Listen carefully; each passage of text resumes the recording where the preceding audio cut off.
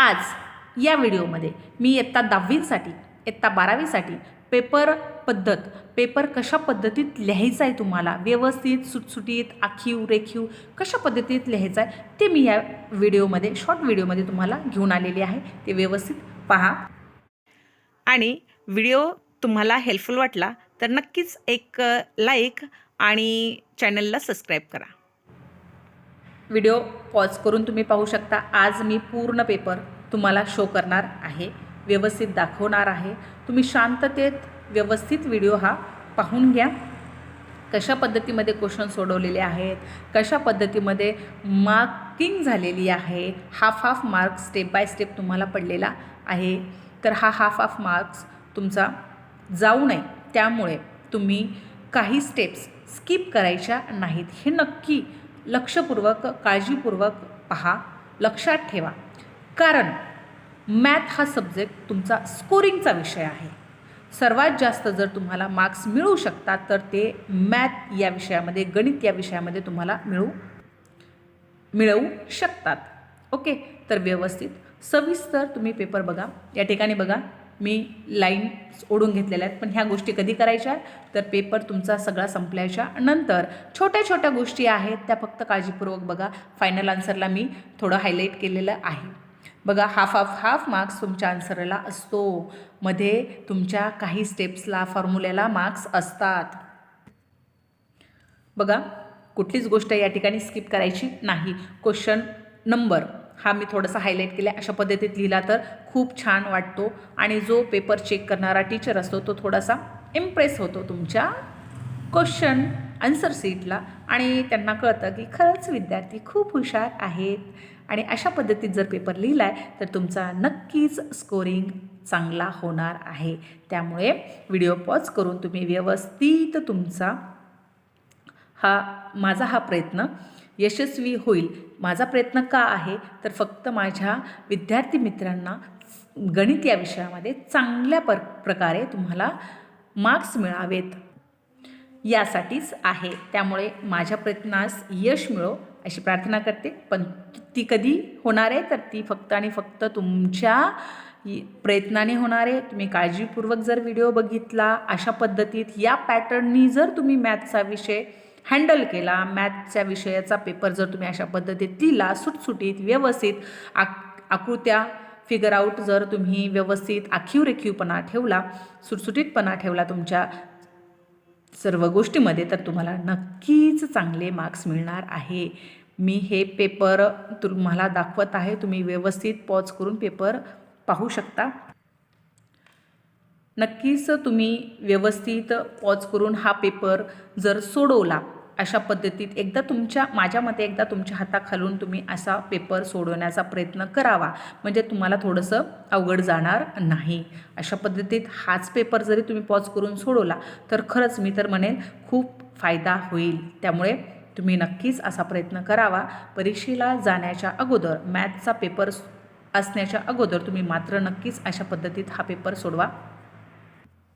या ठिकाणी मी तुम्हाला सर्व पेपर म्हणजेच भाग 2 इयत्ता 10वीच्या गणित भाग 2चा मी पेपर हा या ठिकाणी सोडून दिलेला आहे। तुम्ही त्यामुळे व्यवस्थित पाहून घ्या बघा। हायलाईट केलेला आहे, फिगर पण छान पद्धतीत सोडवलेली आहे आणि बघा या ठिकाणी ही कृतीयुक्त आहे। कृतीयुक्त म्हणजेच काय तर तुमच्यासाठी हे आलेलं आहे तर काय ऑब्जेक्टिव्हच आहे। माझ्या मते एक प्रकारचं हे ऑब्जेक्टिव्हचं आहे, कारण की हे बॉक्स जे दिसतात ना तुम्हाला, ह्यामध्ये तुम्हाला फक्त काय करायचं आहे तर हे आन्सर लिहायचे आहेत आणि ही कृती आपण सहज सोडवू शकतो, कारण की बऱ्याचशा याच्यातल्या गोष्टी त्यांनी तिथं सॉल्व केलेल्या असतात आणि ते आपण इझी प्रमाणामध्ये थोडासा अभ्यास असेल ना तर नक्कीच तुम्ही हे खूप छान पद्धतीत सोडवू शकतात।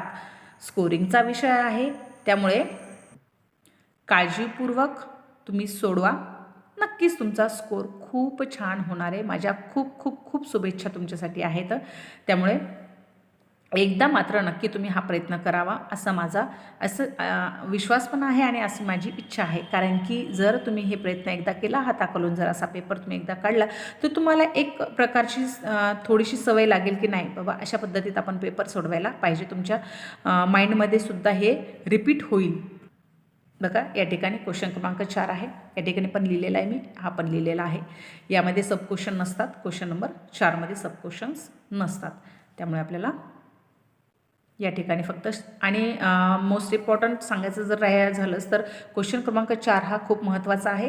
का आहे? कारण की हा एकच क्वेश्चन जो आहे यामध्ये 2 क्वेश्चन सोडवायचे असतात आणि या क्वेश्चनमध्ये तुम्हाला 8 मार्क्स मिळतात. 8 marks, not a joke. Okay, so एकच क्वेश्चन तुम्हाला 8 मार्क्स देऊन जाऊ शकतो. त्यामुळं सविस्तर तुम्ही बघा, कुठली स्टेप स्किप करायची नाही. स्किप केली तर तुमचा लॉस होऊ शकतो. त्यामुळं स्किप करायचं काम करायचं नाही. एकही स्टेप तुम्ही इथे स्किप करू नका. बघा या ठिकाणी दिसते हाफ मार्क्स तुम्हाला दिलेले आहेत.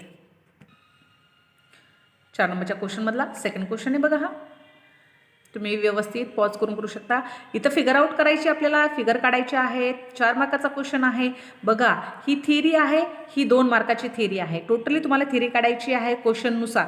क्वेश्चन जसं आहे त्या पद्धतीमध्ये तुम्हाला काय विचारलं आहे त्यानुसार तुम्हाला ती थिअरी काढायची, तुम्हाला फिगर्स कशी काढायची. तर बघा स्टेप बाय स्टेप, इथं हाफ मार्क्स आहे, इथे हाफ मार्क्स आहे, इथं म्हणजे कुठली स्टेप्स तुम्हाला इथं मिस करता येत नाही, स्किप करता येत नाही. ओके, तर या ठिकाणी बघा ह्या माहितीच्या आधारावरच आपल्याला आधी माहिती काढायची आहे, आधी थेरी काढायची आहे आणि त्यानंतर ह्या माहितीच्या आधारावरच आपल्याला फिगर काढायची आहे. 1 नंबरची फिगर काढली तुम्हाला 1 मार्क्स मिळणार आहे. ही लिहायची गरज नाही, कारण मी फक्त तुम्हाला याचे मार्क्स कसे असतात ते देण्यासाठी किंवा समजण्यासाठी हे लिहिलेलं आहे. आणि दुसरी फिगर काढली 1 मार्क्स, म्हणजे या फिगरचे 2 मार्क्स आणि थिअरीचे 2 मार्क्स, असे 4 मार्काचा हा क्वेश्चन आहे. अँड देन लास्ट क्वेश्चन 5 नंबरचा क्वेश्चन. 5 नंबरच्या क्वेश्चनमध्ये फक्त तुम्हाला एकच क्वेश्चन लिहायचा असतो आणि या 1 क्वेश्चनमध्ये तुम्हाला 3 मार्क्स मिळून जातात.